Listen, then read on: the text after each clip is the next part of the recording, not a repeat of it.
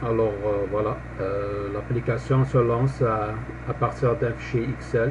Donc celui-là, on clique dessus et le fichier Excel va s'ouvrir pour lancer directement l'application. Donc j'ai mis ici comme une sorte de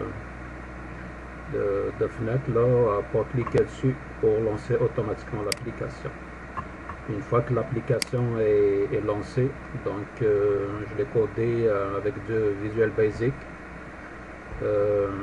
Donc on a un panel où on a un accès sur la date, par exemple sur la date au Canada. En cliquant dessus, on va aussi afficher le code barre qui représente la date.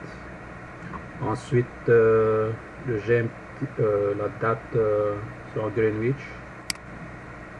On voit que c'est pas la même date parce que aux autres c'est déjà le 27. Si on regarde ici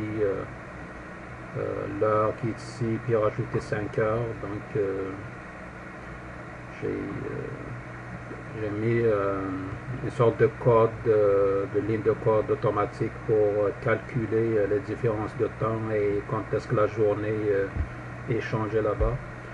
Ensuite, on peut aussi choisir le temps au Canada ainsi que le temps au niveau du GMT.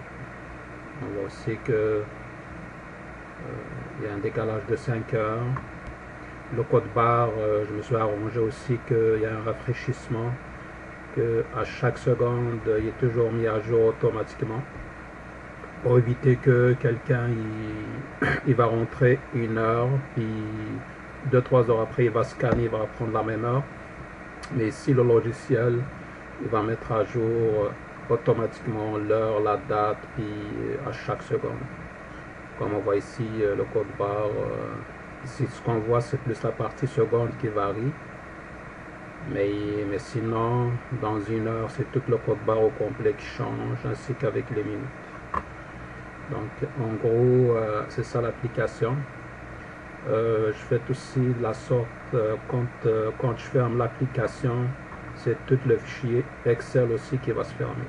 Donc c'est mettons, je clique ici sur Close, ça va tout fermer.